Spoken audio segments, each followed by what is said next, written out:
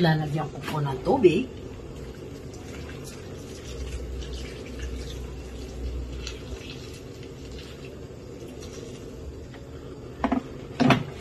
Ayan po.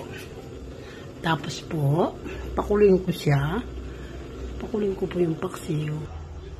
Lalagyan ko pong mantiga.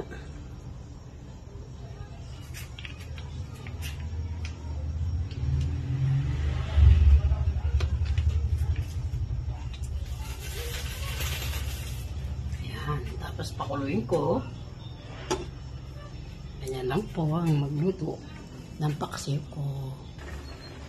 Ayan po, kulong-kulo na siya. Tikman ko lang po siya. May lasa ng paksiw. Kasi meron po siyang ang palaya ito. Masarap po ito sa paksiw ang palaya.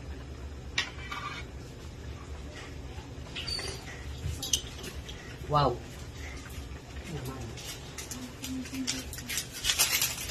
Lagyan ko po ng konting magic.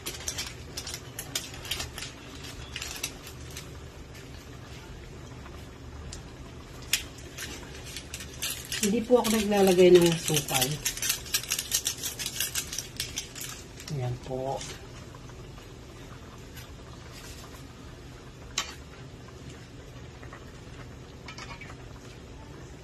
Ayan po ang ginagay ko sa yung sili.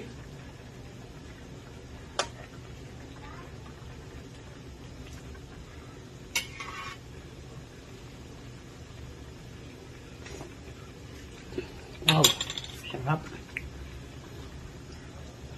Ayan po, kulong-kulo ang ating paksiw.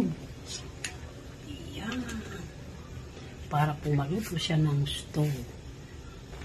Ayan po. Salote. Ayan po ang ulam namin na pinakasin. Ayan po. Kain na po tayo.